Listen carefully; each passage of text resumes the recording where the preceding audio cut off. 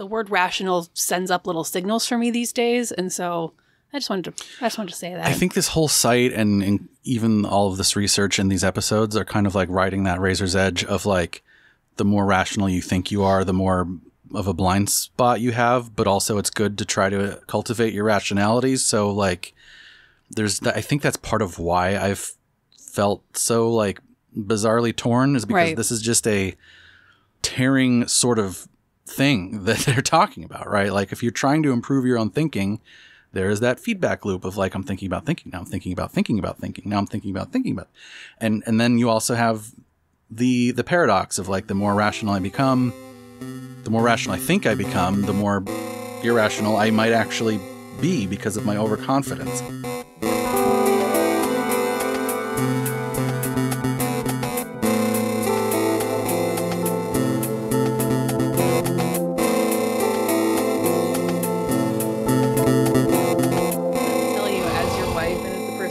To you for 10 years, you just breathe loud out of your nose. Sometimes at night I have to like force myself to not freak out at how loud you're breathing. Well, I'm in my CPAP. So. No. Before that, like when you're just like playing your games or whatever. Oh, really? Sometimes when you're playing a game, you like breathe really intense. That's probably when the game gets intense, if I had to guess. Oh boy, just podcasting. Okay, so is this? But you said recording? I've been doing this. That we've been recording for so long. You have no idea. How you said it forever? I've been doing. I've just always. You're just a breather. Loud. You just breathe loud through your nose. I think it's because you have a deviated septum that the doctors refuse to diagnose. Right, and then they make fun of me. Yeah. Well, aside from that, I am also a game designer and data scientist. What's your name? I guess I shouldn't be a podcaster. No. If I breathe loudly, but my name is Chris. My name's Kayla. Hello. Shrug. Okay. I'm a TV writer, and I should be doing a podcast. And that's why you're here listening to us talking on Culture Just Weird. Welcome back to the show. We're so happy to have you. If you want to support the show, you can find us on patreon.com/culturejustweird. And if you want to chat with us and other fans about the show and whatever weird cults you have in your life, you can find us on Discord. That's linked in the show notes. Yeah, we talk about the episodes. We post funny memes or memes that I think are funny and everybody else laughs obligingly. It's a good time. It's you should definitely check it out. It's in our show notes. And with that, let's get going. So I did want to ask you though, how's your Living Forever project going? Is it going good? Are you at least managing your terror? Oh no, I'm not managing my. I gave up on Living Forever because we had that conversation of like how disorienting it would be to like, I guess living forever via cryonics, not through transhumanism. Oh, so that was enough to torpedo the whole cryonics thing for you? Is the like, oops, I wake up in the future? Yeah, I think so. No way, really? I think it'd be. I think it'd be too traumatic. It's fine. You've had surgery. Yeah, it's like that. It's like you go to sleep and then you wake up and no time has passed. And do you remember that one time I had surgery and I was in the recovery room and then there was a person next to me who was also coming out of surgery and they were just sobbing uncontrollably, not because of like medical news they were getting or like the alcohol, just simply because the act of coming out of anesthesia was so like traumatic for them. And like it can make you weirdly emotional. Really? Yeah. So if that's happening, that's temporary. Though. Okay, look, that's not what this topic is about. I'm sorry that you're not going to join us in the frozen future, Kayla. Yeah. And I'm sorry that you're not managing your terror as much. So yeah, 2 weeks ago now we started tugging at the loose thread of a particular movement that is managing its own existential terror in a frankly straightforward way, i.e., trying not to die. The movement, known as transhumanism, is based around trying to expand human limits beyond what our accident of birth and biology sticks us with, especially that one really sticky bit where we die at the end. I hate that bit. It's the worst bit. We also briefly mentioned that if you are particularly interested in not dying, you might also call yourself an extropian, especially if you see future human progress as an ever-receding horizon and not a utopian goal, and especially if the thought of immortality makes you consider long-term entropy-type challenges. After all, if the universe isn't immortal, then it doesn't matter how long you live. You aren't either. Do you think people really want to live literally forever? Some people think about it. Like some people think about that problem. But do you think anybody can come to the conclusion, if you think about, if we suddenly had the chance to become functionally immortal, or truly immortal, does anybody come to the conclusion of anything other than like spoilers for The Good Place, the ending of The Good Place? I don't see how you can. And so what we're talking about here is that if humans were able to become immortal, would we not eventually choose some sort of end of life, some sort of suicide, some sort of finality, potentially, maybe hundreds of thousands or millions or billions or trillions of years in the future? I just wonder if there's anybody who would be like, no, I want to live. I've thought about it. I want to live forever, ever. I cannot speak on behalf of most extropians or transhumans. I imagine there's probably some folks that do feel that way, or at least think they feel that way. My sense is that by and large, when people say immortality or live forever, they're just thinking of like they get to choose when to die, or they're overcoming, senescence and old age. Not like, yes, I would like to see what the infinity universe looks like infinity years from now, because that's too much for one brain to handle. But I don't know. There might be some people that are like that. Either way, I'm just sort of like mentioning extropians because it was a couple weeks ago that we talked about it on the show, and we only talked about it briefly. So I wanted to rehash transhumanism, which is the idea that we want to improve our biology, improve and take control of our accident of biology. And then extropians are kind of like that, except they're more about the the immortality bit. And they, I think in general, like a lot of those folks will think about things like, well, the sun's going to blow us up and, forget forever, right? The sun's going to blow us up in 30 million years. What are we going to do about that? Thanks, I got that number wrong. Yeah, the sun's pretty good, but eventually it's going to swallow us. So in the last episode, we also talked about an organization called Humanity Plus, which seems like overall, like their ideas are pretty cool, but it also doesn't seem like much is actually, happening. Like it's a bunch of nerds. And I say nerds. As a nerd with the utmost goodwill and pot calling kettle. But it does just it seems like a bunch of nerds doing classic like internet circle jerk, like lots of talking about the cool thing, some advocacy, but it was kind of hard to tell if anyone was like working on the cool thing. It was more like a fan club. I don't know. But if you like internet circle jerks, oh God, that's my favorite thing. Then you have come to the right podcast. Thank God. In fact, let's come full circle from a previous episode of this very show, Culture Just Weird, because today we're doing something that we actually haven't done before ever. We are doing a full topic revisit. Today, we are talking about the former home of Eliezer Yudkowsky, Rocco, and his basilisk, LessWrong.com. What do you mean by former?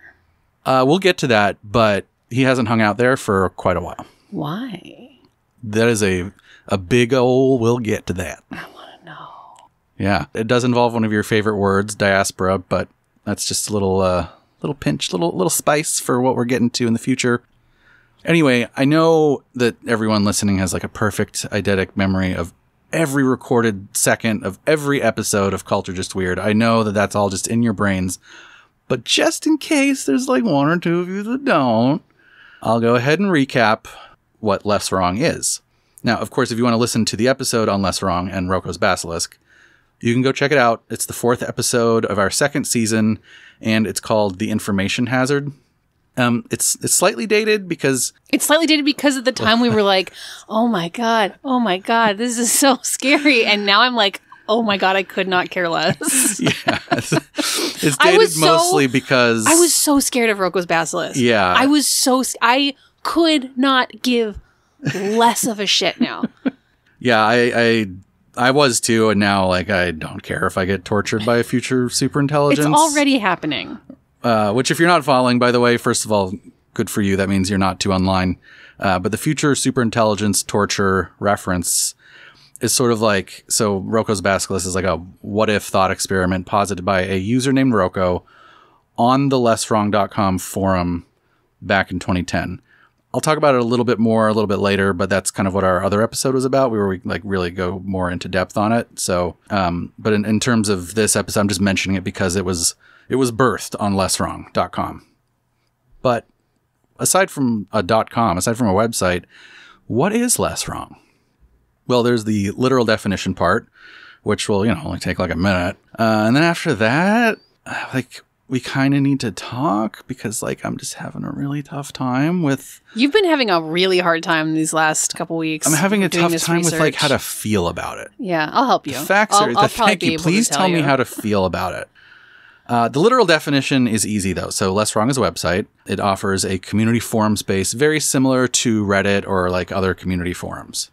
It has posts and threads of comments and a humongous backlog of tagged threads for your incredulous browsing pleasure. But it was first created, though, as a repository for the musings of one Eliezer Yudkowsky by... Let me check my notes here.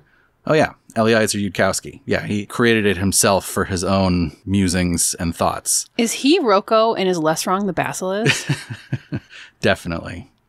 Back in 2009, there was a blog site known as Overcoming Bias, and Mr. Yudkowsky had made a bunch of blog posts there about the site's theme, overcoming human cognitive biases.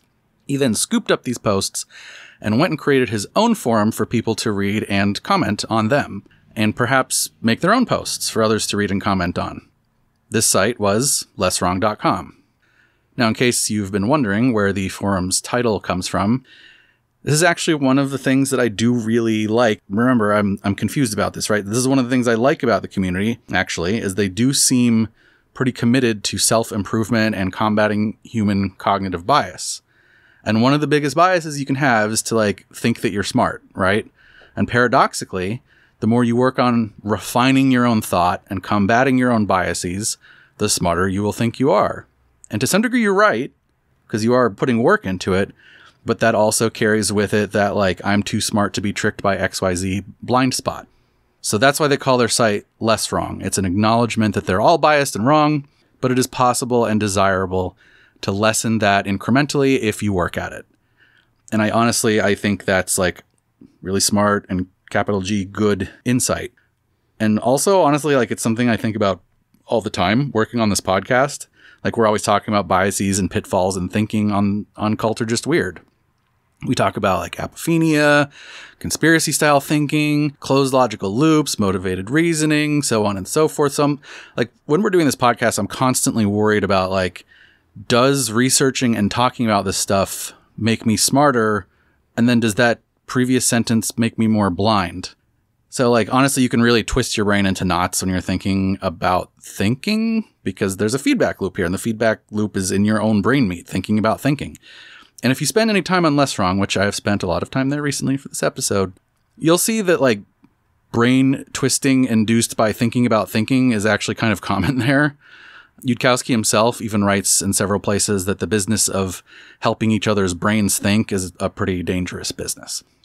Kayla, what do you think about the bias bit there? Is that something, how do you feel about that sort of bias, that that blind spot that we do doing this show? You think that you're infallible. No, this is what I was going to say. Sorry. You have a gigantic blind spot because of how highly you think of yourself? The reason why I'm laughing is because Chris is asking me this question. As he asked me this question, just a slow, Grinch-style smile is spreading across my face. And it's because this is my biggest bias. And I know it sounds very egotistical of me. But yeah, I'm oh my God, I'm so smart. My information is the best information, and I'm so objective and blah, blah, blah. Mm-hmm. And good Lord, do you have to keep that in check? And honestly, in some strange ways, still being on things like social media, which is really bad for this because the bubble is real, the echo chamber is real, the being served propaganda and biased content that serves to support your biases. Mm-hmm. And if you ever see anything outside your bubble, it's guaranteed going to be the dumbest thing from the other side. Right, so you're going to be look at those morons. But lately, it's been very helpful for me to be able to have real-time evidence of my biases, because being on TikTok, it's so easy to scroll and you see something and you're what? Oh, that's crazy. Mm-hmm. And then if you do take one moment to go to recognize I'm having a reaction. I'm having a click triggered response. Triggered response. Yep. That means I should go look up this thing. That means I should go figure out what exactly I'm being served and why. And then like 9 times out of 10, you'll figure out it's something that's like totally out of context or fucking fake. And that's enraging. And also it's a way to have that kind of like real time feedback of look how not immune you are. Yeah. No one is immune to propaganda. No one is immune to misinformation. So like I've been very humbled by social media recently by taking that step of like, oh, maybe I should look this up. Like having, I don't know how I got there. And I don't know that I'm always there because I definitely still see things and go like, oh my God. Of course. But yeah, I'm really susceptible to this stuff. Yeah, combating your own biases is like actually tremendously difficult. Yeah. And if you don't go in, and this is part of, again, why I like the site's title, is because if you don't go into it knowing that it's essentially impossible, which they are well cognizant aware of on LessWrong, then that's its own bias. Like you're never going to get there. You can only become like incrementally better. And I think that's the only way to properly think about well, I've learned a lot of stuff doing this show. Right. And if I ever feel like I've arrived at the perfect knowledge, then that's definitely a bias, right? Like that's definitely going to blind me. We also you and I talk a lot about like this in terms of like falling, quote unquote, falling for cult stuff, right? The minute you think that you're immune to cult stuff is the minute that you are susceptible. So I think that falls neatly into that sort of bias category too.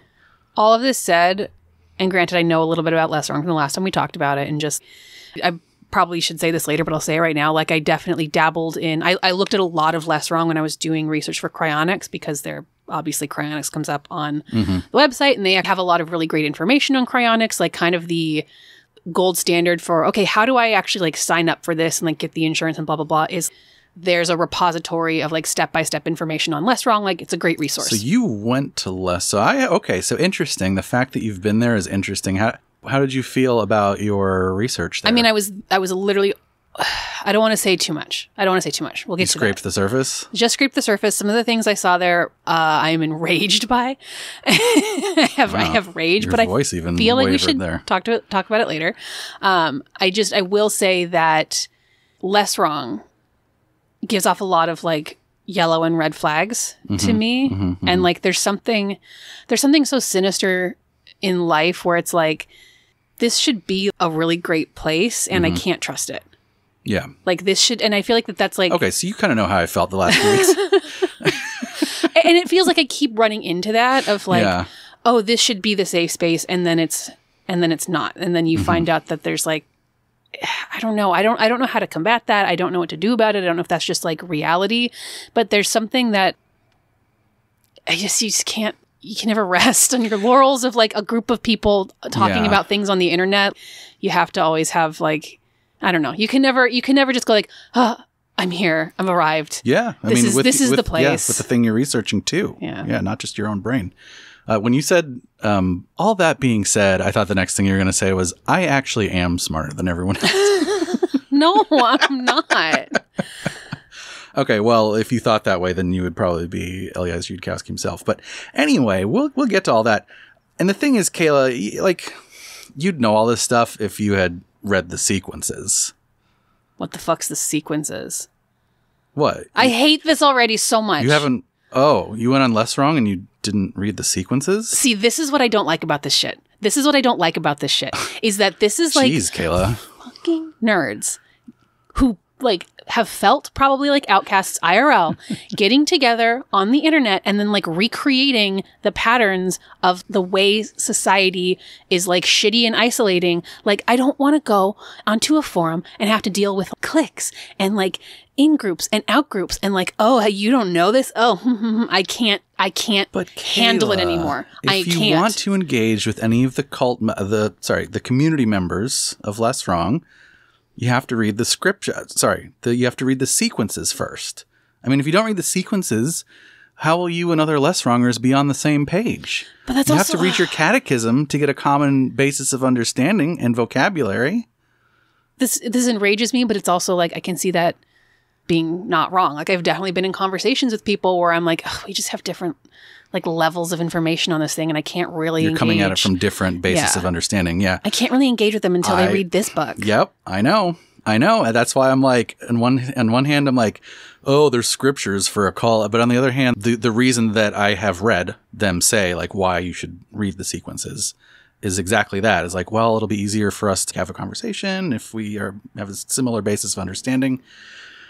And boy, oh boy, do you need to have a similar basis of understanding on LessWrong. They have so much vocabulary. We actually talked about this on the aforementioned previous episode of this show about LessWrong, but man, you would be hard pressed to find a place with more jargon, in-group idioms, and internal links all around to the other posts on their own site and other parts of the sequences. Actually, one place that I can think, the one place I can think of that's more self-referential. Bodybuilding.com. Okay, two places. The other one is tvtropes.com. Oh, okay. Yep. Yes. So LessWrong is a lot like TV Tropes. If you've ever spent any time on that site. And maintained your sanity. Like it's impossible to parse at first because every other word in an article on TV Tropes is just another link that links to another TV Tropes page about something else. But then you get to that page and that's all just links to other things like every single. So like you can't even read sentences there unless you already know what's going on. And like eventually you'll read enough pages on TV Tropes that you're like sort of able to start parsing the stuff that you're actually there to read. But by then it's too late. Your mind has been poisoned and now you're just thinking in like TV Tropes language. And also 4 hours has gone by. Less long. That's the porn version. I'm keeping that. LessWrong is a lot like that, a lot like TV Tropes. And one thing I ran across this time that I unfortunately didn't last time when I was doing research is that some LessWrongers seem to be like pretty well aware of this fact and will sometimes even reference TV Tropes themselves in their posts and comments. Like reference the site or reference actual TV tropes? Kind of both. Okay. It's a little bit, that line is a little blurred. Yes, it is. As you know. Yes, it is. But yeah, or reference the site.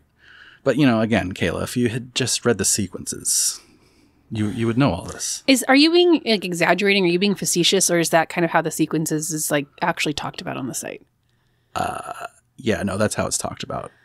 And it's also talked about in a manner of like, because Eliezer wrote them and they are so influential and he is so influential, there's like definitely a blind spot there of like, Eliezer is a bit, I don't want to say the word infallible, but like a little bit infallible.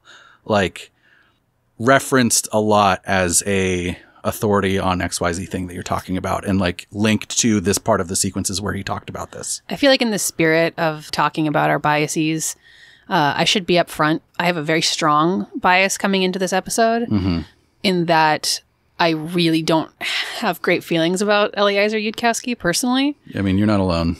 I'm excited to get to that. I know that I'm also probably a little bit too on one side and like with not as much information as I should have. I haven't read the sequences, but from what I have gleaned from LessWrong, I don't think he and I would really get along. I don't think we would hang out well. Yeah, he doesn't strike me as like the kind of guy that finds it easy to get along with people because of the sort of his way of moving about the world and his like sort of insane pedantic overconfidence and he's very like r/I am very smart, like walking around as a human, and which is weird because he's also like, I don't know. He is very smart. We'll get to this because it's confusing because like when I read the stuff he's written, I'm like, that's pretty reasonable. And he does talk about biases in a pretty like thoughtful, intelligent manner. And he is constantly like, we'll get to some of the quotes, but like there's a lot to like about what he has to say. But then like some of the ways that he says it are like very off-putting, especially to people like that are very well versed in domains that he isn't, that he talks about. Right. Also, just to be a little fair, this is just a guy. And we're reacting to like his internet persona. And like as much as the internet is real life, like it is also, there is some level of separation. I don't know what he's like. No, the internet sucks. I don't know what he's like off the internet. The internet can bring out like the worst in a lot of us. It's hard to pick up on context. It's hard to pick up on attitude. Kayla, the internet enabled us to make this podcast. I love the internet. It's an unequivocal bad. And also like my bias against Eliezer Yudkowsky is against the persona that's presented on the internet. Sure. I don't actually know the guy. That's true. He might be in real life. He might be like in fact, probably is a perfectly personable dude. I don't know him or people that do know him. And I've even seen people that like criticize him. Like he does get critique from people that do like him that are like, look, he's good in all these ways, but then like in these ways, he kind of sucks. So, he's a mixed bag. Like we all fucking are. I'm surprised you haven't asked me what are the sequences? Like why I'm like referencing I figured at one point you're going to go, okay, but what are the sequences? That is almost word for word what I have written in the script right here. But it's like a little bit on purpose because that means like you have a little taste of how it felt for me to try to dive into LessWrong at first. Like lots of confusing, like unexplained, but linked to references. So I was just like, okay, I keep trying to figure out what this site is about. And like people keep saying like, well, you should read the sequences, not directly to me, but like in the posts that I'm discovering and whatever. Did you post anything? I didn't. I thought about it. I thought about reaching out to a few people. I quickly became overwhelmed. We will talk to someone who is not a LessWronger, but I'm still maybe thinking of reaching out to someone, but I also don't want to spend like too much time on the topic. Sure. There's a lot to dig into. Anyway, I eventually figured out the sequences thing. And it wasn't too hard. It was just like a little bit opaque at first. And actually, I've already explained here today what they are, just without naming them. They are Eliezer Yudkowsky's first blog posts on LessWrong that we talked about earlier in the show. The ones that came from his posts over on Overcoming Bias. Gotcha. Also, they're kind of like a Bible for LessWrongers, as we talked about. The teachings of Eliezer are referenced frequently there. Here's a quote from a LessWrong post entitled Highlights from the Sequences. Quote, "The Sequences is a series of essays by Eliezer Yudkowsky. They describe how to avoid the typical failure modes of human reason and instead think in ways that more reliably lead to true and accurate beliefs. These essays are the foundational texts of LessWrong. To provide a quick and accessible introduction to the sequences, we have selected 50 of the best essays that capture some of the seminal ideas. Estimated read time, 8 hours. Art by Dolly 2, end quote." There's a little art bit there in that article. And this is by Dolly. Just want to throw that in there. I don't want to read this. They are fucking long. Here's another LessWrong post simply entitled Sequences. Quote, "The original sequences were written by Eliezer Yudkowsky with the goal of creating a book on rationality. They have since been collated and edited into the book Rationality from AI to Zombies. If you are new to LessWrong, this book is the best place to start." End quote. I want to say something. You're currently saying something. Good job. I want to say another thing now. Oh, okay. And now another. Sorry. Oh, boy. This is good content right here. The word rational is a yellow flag word for me now. That's because you're irrational. Because I'm so irrational that I can't even hear it without going crazy. It's just because it is simply a word and there is no like credentialing for being able to say like X is rational and Y is not.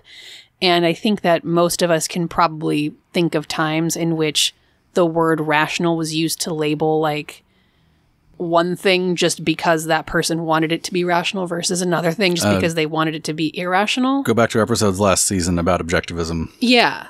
Simply because you label something as rational doesn't make it rational. And like, I also think there's a lot of fallacies over like, well, something that follows like this style of logic is rational, or something that like addresses the like existence of emotions is irrational.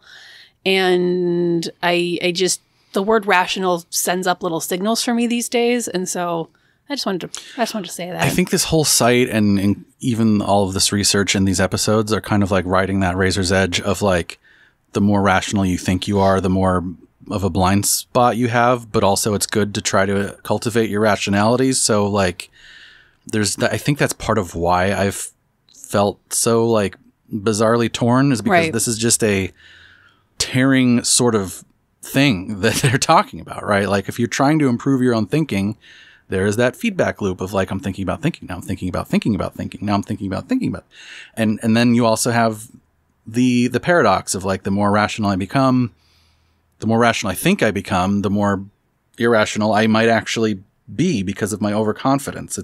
It's also a word it's fucking weird that has been like used. Ugh, and I'm gonna like get into like jargon now, and I just please don't all shut your ears to me just because I'm saying the words that I'm saying. I've never opened my ears to you, not once. I think that like the word rational has also frequently been like weaponized against marginalized populations. Like I'm thinking like women or queer people or people of color, especially when like those people are advocating for like the rights of their group. Like that word, women especially. Has the word rational is like, well, the opposite. What you're saying is irrational and what I'm saying is rational. And we're simply saying you're irrational because we don't want you to have rights. And we're saying we're rational because we want to preserve the status quo. And that's another reason why that word is a little tricky for me these days. I don't have a big chunk of podcasts devoted to this, but now that we're talking about it, I really do want to mention it.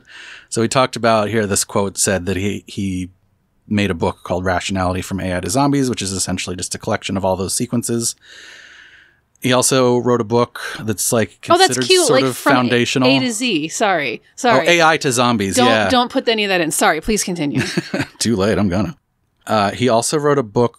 I guess it's considered fanfic technically. Cool. And it's also considered somewhat foundational. Like people definitely reference it and like talk about it. Harry Potter and the Methods of Rationality, where like I couldn't be less interested. Harry and Hermione and what's his face all are like Harry's like this super rational person that like discovers all of these ways to think less biasedly, and then he's also getting in discussions with the Snapes and the whatevers of the world, like the conflict between like magic and a rational world. I didn't read any of it. Well, I read little snippets of it. I hope that was helpful to some people. I will never be looking at that, not even once. It's like, what if we took two really cringy things and mushed them together into like a cringe Voltron? That's what that is. Yeah. Anyway, one of the things I was wondering, I'm not sure if you're wondering at this point, but why are they called sequences? Yeah. The fundamental answer is like, I don't really know. It's another bit of LessWrong jargon, but it comes from referring to quote unquote sequences of site posts. So like a series of site posts that all cover a similar theme. Like say on LessWrong, if there's a bunch of related posts talking about confirmation bias. Okay. That might be called a sequence of posts on confirmation bias, and they might tag it. So there's like a little like, hey, do you want to talk about confirmation bias? Go to these sequences. But there's also like this unacknowledged bit, which is like, there's this huge separation between sequences, lowercase, and the sequences, capital T, capital S. Okay. With sequences just being like any old collection of theme posts, and the sequences being Yudkowsky's original writings. Definitely a huge separation there. Objectivism. It just feels like objectivism style group. It's definitely, there's overlap there too. Like we talked about this a little bit in the Humanity Plus episode, but like there is a sort of libertarian-ish wing of transhumanism / LessWrong type people, and there's a more like progressive type wing. But also this stuff is really orthogonal to the traditional left-right culture war stuff that we're so like, fucking flooded with every day. I think that's also part of what's disorienting about it, is because it's like, it's scary, but it's also a little refreshing. Yeah, it's both. Totally. Yeah. It's like, this disorients me, but also like, oh man, that's kind of nice. Now, speaking of his original writings, are all of them about rationality and human cognitive biases? Yes. No, Kayla. Oh. Of course not. They're like partially one man's treatise on how he thinks of cognitive biases and the art of rationality. And by the way, I'll say I did read a lot of I read what I consider to be a lot of them, but was a drop in the bucket because of how many there are, how long it is. I found them useful and interesting for the most part, but they're partially that treatise on cognitive biases, and also partially like a guru self-help book about how to like think better yourself. Okay. And then as that kind of thing tends to happen, where like the guru talks about things that aren't exactly human cognitive, Right. like he'll sort of branch off into like, politics and this and that. Politics is its own whole thing on the site. They say politics is the mind killer. What does that mean? What do they call get to that. politics? We'll get to that. I'm going to kill But he talks about like a lot of stuff that isn't just biases in human thinking. Okay. Even though it's mostly that. Okay, so obviously then Mr. Yudkowsky's background is in philosophy then. Are you asking me or are you saying Right. me? I would say it's almost certainly not. No. Okay, so then like what do you think? Maybe psychology? I don't if I had to guess, I would say like history or something. Like wow, history. That's like some left sort field. of like academic career where he had to like read a lot of books. Like this kind, like not philosophy because that's too like obvious, but like not psychology, but like something where he's had to read a lot of these guys and then when I could be these guys. So here's the interesting thing is that his and many LessWrongers, his interest in these cognitive and philosophical topics comes directly from working on the problem of artificial intelligence. Like that's so he's a computer guy. He's an AI guy. Like he makes an AI? He talks about it. Well, what does he? What is it? What's the answer here? What is he? Hold on. Where did he come from? So, like, if you're trying to build a human equivalent brain, then like you necessarily run into all this kind of stuff about how do people think and how should I make this thing think, and I'm really glad that people that are in the AI world are thinking about this stuff. Yeah. That seems super important. Yeah, and if you're thinking about all that, then I don't know. Maybe it's a good idea to say like, hey, I've been thinking about all these like cognitive things and cognitive biases working on this AI problem. So like maybe you guys would benefit from it too. So I'll make a website. So, all right, last part of the question then, it's not philosophy or psychology or whatever. Where did Yudkowsky get his background for working on the AI problem? Did he get his degree in computer science or natural language processing maybe or something? I'm going to say, yeah, he's like a computer science engineer. Probably lives in like the Bay Area. Also no. Okay. He did not attend college and is considered That's fine. an autodidact. See, I hate that word. I hate it. One of those guys. Is autodidact the one I hate or is there's another one? No, you hate autodidact. I know, I hate that too, but I think there's another word that also means the same thing, but I really don't like that word. Yes. I really hate it. I know you hate that word. Oh, and I shouldn't because like, I think that informal education is extremely valuable and important. I just don't like that word. He also didn't attend high school. He does not have a high school degree either. Okay. So, just going back to what you were saying a second ago, like, I do want to put a huge disclaimer here that, like, this is not an educational elitism podcast. No, some people don't get to, or some people don't choose to go to high school. That's right. And that is more than perfectly fine. Yeah. You can be an extremely smart person, an extremely successful, smart in whatever way you want to define it, book smart, street smart, emotional smart, whatever, without going to high school. That's totally possible. It is just an unusual thing to come across when we're talking from like the perspective of like two Americans, where it's more rare to come across someone who hasn't attended high school.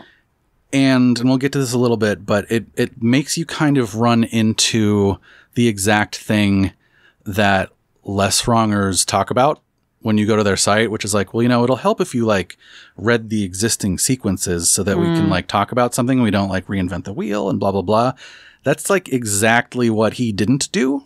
Because not only did he like not go to college for philosophy or natural language processing, he also kind of doesn't have a lot of like regard for the previous work in that area. Okay, there's two things going on there. Because not going to college or high school doesn't necessarily mean you don't have regard for But he has that as institutional well. learning. But so you're saying, in addition to not having attended institutional learning facilities, he also is like, oh, that's Yeah, and like I think that if that wasn't true, then it would be kind of like, okay, well, who cares if he didn't go to college? He still read all the stuff and is engaging with the community of philosophers in like on the terms that have been So how is he an autodidact? Like, what did he do to didact himself? I think he just thinks about things a lot. That's not an autodidact then. Wait, isn't hold on. Listen. Isn't autodidact somebody who like self-educates? Self-educates. I don't know. There's a difference between self-educating and like saying a lot of words. I agree. I cannot tell you with the research that I did why he and others refer to him as an autodidact. Like he doesn't lead with saying like, I've read a lot of this or I read a lot of that. It's like that's not even part of it. Can it be okay that somebody's credentials are simply the body of work that they produce, even if that body of work is not necessarily informed by like the existing knowledge? I think that is a very high bar to cross, if it's crossable at all, and we will definitely get to that. That's making me confront some of my biases. There's actually a lot more to talk about regarding the LessWrong community, including the really important bit of what movements it fits in with. Spoiler, it's transhumanism and extropianism, which is why we did those episodes in sequence. Oh! And the influence LessWrong, in turn has had, spoiler, it spawned the modern rationalism movement. That's what we're going to get into in the next episode. But before we get to that episode, for the next one, I just need to vent, man. I need some processing time that's just like private between you, me, and everyone that can download our publicly available podcast. Until next time, I'm Chris. I'm Kayla. And this has been... I don't know anymore. Cults are just rational thinking weirdness.